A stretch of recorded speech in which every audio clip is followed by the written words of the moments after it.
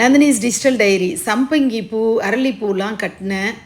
பெருமாள் தாயார் விளக்கு ஏற்றினேன். சனிக்கிழமைங்கிறதுனால விஷ்ணு சஹஸ்ரநாமம் படித்து இந்த விளக்கெல்லாம் ஏற்றி வச்சு ஆராதனை பண்ணேன். ஆனால் இன்றைக்கி ஏகாதசிங்கிறது அப்புறமா தான் தெரிஞ்சுது. அச்சுதா அப்படிங்கிற திருநாமத்துக்கான விளக்கத்தை ஆன்மீக அலையில் கொடுத்துருக்கேன். லிங்க் டிஸ்கிரிப்ஷனில் கொடுத்துருக்கேன், செக் பண்ணி பாருங்கள். வாசனைக்கு எனக்கும் 2 தோசை 2 பாதாம் தான் பிரேக்ஃபாஸ்ட். மத்தியானம் லஞ்சுக்காக சாதமும் பருப்பும் வாசனைக்கு வச்சுட்டு நான் கிளம்பிட்டேன்.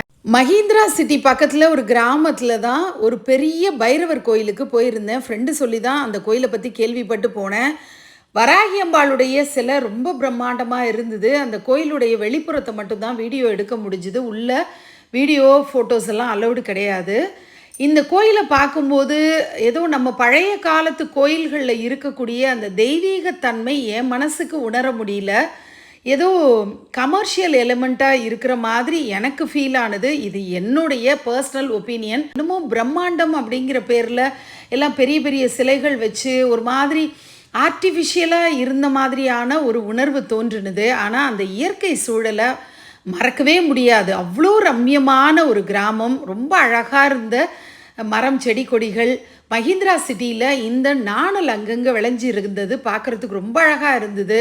செடி பூக்கள் அப்படின்னு மஹிந்திரா சிட்டி இவ்வளோ க்ளீனாக அழகாக இருக்கும் அப்படிங்கிறது முதல் முறையாக இன்றைக்கி தான் நான் பார்த்தேன். க்ளீன் பண்ணிகிட்டே இருக்காங்க, அவ்வளோ நீட்டாக இருந்தது. இந்தியாவில் தான் இருக்கோமா அப்ராடில் இருக்கோமான்ற மாதிரி எனக்கு அப்படி தோணுச்சு.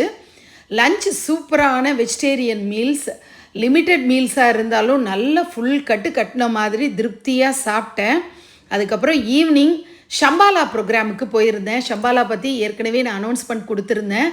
மிக பிரம்மாண்டமாக இன்றைக்கி ஒரு மெடிடேஷன் நடந்தது. உலக அமைதிக்காக, சமாதானத்துக்காக, நம்முடைய ஆன்ம விழிப்புணர்வுக்காக.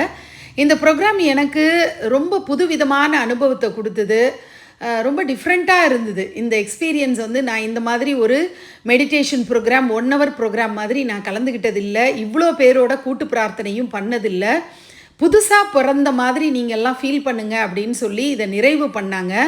உண்மையிலே புதுசாக பிறந்த மாதிரியான ஒரு உணர்வு தான் இருந்தது. கடைசியாக புதுசாக பிறந்ததுனால ஒரு பர்த்டே செலிப்ரேஷன் மாதிரி வான வேடிக்கையோட இந்த விழா நிறைவானது. கிளாப் பண்ணி உலகத்தில் இருக்கக்கூடிய அனைவருக்காகவும் அனைத்து ஜீவன்களுக்காகவும் நன்றி சொல்லிட்டு பிரசாதம் சாப்பிட்டுட்டு வந்துட்டேன். Good night.